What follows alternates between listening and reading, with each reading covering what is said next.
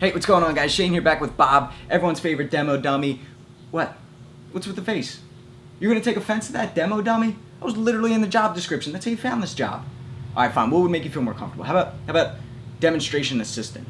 You like that? Sounds more professional, right? All right. I'm back with Bob, everyone's favorite demonstration assistant, and today we're going to talk about how to form fight strategies, how to come up with a game plan before your match. Now we're going to talk in a general sense here because I don't know if I'm speaking to professional fighters or amateur fighters, boxers, kickboxers, or MMA fighters. In amateur tournaments, oftentimes you don't know who you're fighting until you get in the ring and you see them standing across from you. You need to figure it out on the spot. Pro fighters, maybe you have 6 to 8 weeks to prepare, you know exactly who you're fighting, you can study film and exploit their weaknesses and play to your strengths. But we're going to be talking in a general sense here, just so that you can come up with a game plan, not just plan A, but a plan B through Z. Let's take a look. Jeez, Bob, would it kill you to work out once in a while? Looking soft. Alright guys, so the first fight tip when formulating a strategy or just trying to figure out how to beat this person in front of you is I want you to start by using your probes. And what does it mean to probe something? Scientifically, it means to touch something and see how it reacts. To touch something and see how it reacts. Nothing? Not even a flinch? Kept a poker face all the time. Nice, Bob. So that's what I want you to do in fighting. Well, not that, but I want you to use your probes. And a probe is something that is low risk, high reward. Something that's long ranged, it doesn't put you in a bad spot, and it's a great way of figuring out how your opponent tends to defend against certain attacks, because we're going to use that against them, okay? So, what comes to mind in boxing if we talk about a probe? The jab, right? To the head, to the body. Now, I want you to notice that I'm not overcommitting. I'm not really stepping in and hanging out here in the danger zone where Bob can counter me, right? And especially in the beginning of a fight where there's a lot of nervous energy, he may throw a Hail Mary overhand and just catch me, and boom, I wake up a couple minutes later regretting what I did. So instead, what I'm going to do is use what I call the probing step, right? I'm just going to step a couple of inches with my lead foot to cover the distance, and then I create space again by pulling it back. The reason why I do that is because I can't hit Bob from here. But if I take, 4-inch step from here, now I hit him on the chin, he throws his counter shot, and I'm right back out, creating range again, okay? Just syncing up the hands and feet. When the foot hits the ground, the hand hits the ground. Back. Same thing to the body. Back, okay? So what's a teep? What's a teep? Gave the answer away. What's a probe in Muay Thai? Could also be the jab, right? Bang. But it's going to be the jab of the leg, the teep. Bang. Again, long range, safe, easy to throw, doesn't use a lot of energy. Bang. And now when I'm using these probes, whether it's the jab, whether it's the teep, could be inside or outside low kick, could be a side kick. What I'm doing is I'm taking mental note of how my opponent is reacting to these. What is their preferred way of defending against these probes? Let's say every single time I throw a jab, he parries, or he tries to reach and catch it. Right? Maybe he's got a really tight guard, but every time that jab comes in, he goes here and exposes this side of his face. Well, I'm going to use that, and that's what brings me to step number 2 is set traps by using your fakes and feints, all right? So, boom, I'm in the middle of the fight, throw this jab, or the beginning of the fight, right? Because, again, you don't want to overcommit in the beginning. Bell sounds, bing, we're moving around, we're circling around each other, hit him with a jab. All right, cool. Now I throw another jab, but he catches it, he parries it. Now his confidence is going up a little bit. I throw another one, he catches that one again. Now he thinks he's got me figured out. He's like, every time this guy throws a jab, I'm shutting it down. I throw another jab, bang, he catches it. So now I'm going to set this trap. I'm going to fake the jab. I'm going to come around that hand with a hook, follow up with a cross, and exit out. All right? Same thing with the teep. All right? Let's say every single time I throw the teep, he either hollow bodies or he scoops his hand and goes like this and tries to push my leg out of the way. So again, a teep, moving around. Fake the jab, teep, ooh, fake the teep, jab. Because his hand's down here now, right? Exposes his face. Now I'm going to fake the teep, throw the jab, or the cross. Or fake the teep, slide in with an elbow, right? So I hit him with the teep, bang. Throw another one, bang, he pushes it out of the way and he low kicks me. All right, fine, cool. Let him have his confidence because I'm going to use it against him. I'm going to fake it, bang, step in with that elbow, all right? And the list goes on, right? This is a great way of setting traps. You land something, earn their respect. Then give them false confidence. Let them think they know how to defend against it. Really what you're doing is you're controlling them like a puppet, all right? You're manipulating them to do what you want. I can literally control his arm by going like this. Now, fakes and feints, you got to sell it. Remember my buddy Suni Imhotep, Bellator fighter, said, if you're going to feint, you got to sell it like you're on Shark Tank. Really make them believe that you're going to throw that shot. So it could be with the facial expressions, it's the body, it's the first 5% of the attack, right? So the jab looks like this in full, so I'm gonna cut. But also notice I make a noise, I breathe, or I key up, right? Or step in with that elbow.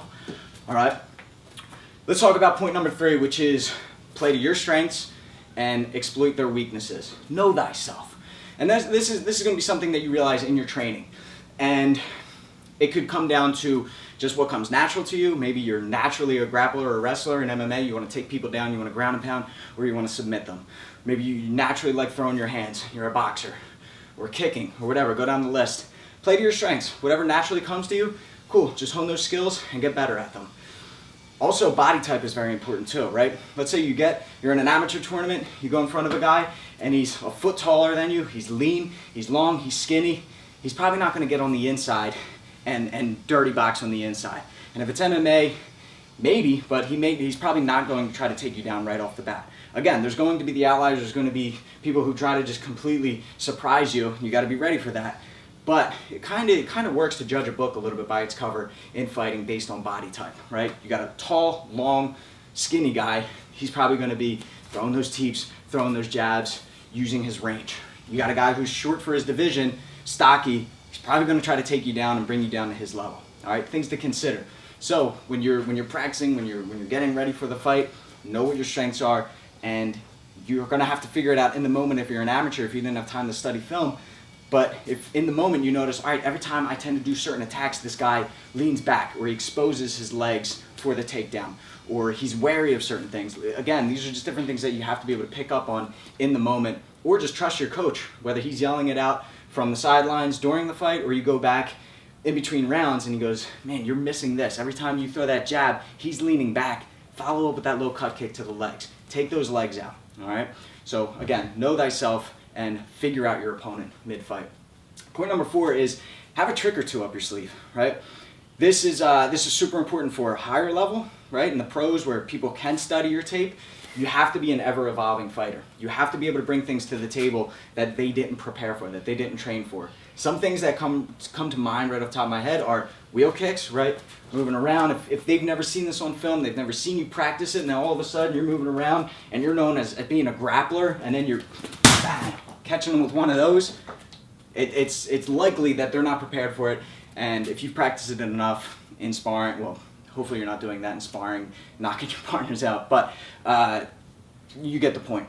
Another thing is a flying knee, right? Jorge Masvidal against Ben Askren, beginning of the fight. So this kind of disregards the probes, although if the fight had continued, I'm sure Jorge would have been probing. He would have been jabbing, he would have been teeping, he would have been trying to get Ben to shoot on that, or to fall for that bait and try to shoot that double, to which he would counter that. But again, a flying knee, right? Running in right off the bell, bang. This is going to be pro MMA unless you got knees to the face in some amateur Muay Thai. Again, I know this is different, but the concept remains the same. Have a trick or two up your sleeve. An Imanari roll. Starting off southpaw as a boxer, right? Maybe you're an orthodox fighter, but you've been training your southpaw for a while, and you're going to come out at the opening bell, and you're going to stand southpaw. And now you're working from here. And now this guy is he watched this video. Your opponent watched this video and he's doing everything. He's like, all right, this guy's a southpaw, and he's practicing, and he's moving with you, and then he realizes when you switch your stance, you pull the old Princess's Bride, which for us is a hobby. Finally got me to watch. Awesome movie. He goes, I'm not left-handed. I'm not a southpaw. So you can pull that on them as well. So have a trick or two up your sleeve. Finally, the 5th and final tip is have a backup plan. Have a plan B through Z, right? One of the best bits of advice that I ever got was at my old boxing gym in Philadelphia, Costello's Boxing Club. One of the coaches there said, when you're sparring, use each round to practice a different strategy, right? So he's like, all right, you got 5 rounds today, so you should be practicing 5 different strategies. That's plan A, B, C, D, and E, all right? And this was one of the best bits of advice because I realized that my first 5 fights, I was very aggressive. I had more of a peekaboo style, forward pressure, a lot of hooks. I was working the body. I was going against a lot taller guys. Then when he told me this, I started playing with being a counter fighter, and I realized I enjoyed it a lot more. I was getting hit a lot less, and I was doing a lot better. So this is something that I want you guys to definitely take advantage of. Round one, do plan A. Do what usually works for you. And I remember him saying, if it works for you, great. You know it works for you. Get better at it, practice it, continue to use it. But what about when you go against the guy who knows how to beat your plan A perfectly, to a T? Are you just going to keep doing it for rounds 2 and 3 and then just lose a decision? You got to switch. People who come to mind are Floyd Mayweather, right? You can think what you want about him, but he often changes his style completely mid-fight, right? Even just when he fought Conor, he went from his normal, calm, defensive, and then by round 7 or 8, it was very aggressive, forward pressure, hands were high, and he was coming forward, looked like an entirely different fighter. If you practice that in your sparring, you're going to be able to do that in competition. Alright guys, so I hope this video helps you formulate strategies, but remember that your training should prepare you for just about anything.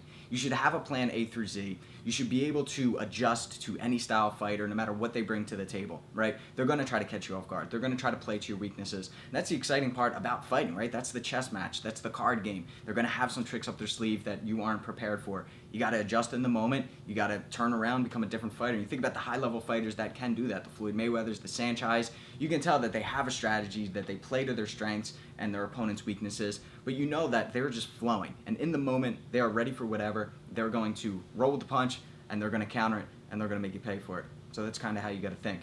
All right, have a strategy. That is super important, but also be willing and ready to adjust. All right, quick reminder that Vince Nonley has got a full course for you guys on fighttips.com called the MMA IQ Roadmap. And it is not just physical partner drills and solo drills, but it's also conceptual based stuff. Talking about this, talking about how to fight the boxer wrestler, how to fight the point style karate guy, how to fight the sprawl and brawler, all the different intricacies and specific details. Vince laid it out in a beautiful format, easy to follow. It's all video based, and it's all available for the members on fighttips.com. $7 a month. First 14 days are free. If you don't like it within the first 14 days, cancel it. You get all your money back. All right. Until next time, I'm Shane, and this is Bob. Fight Tips for the underdog.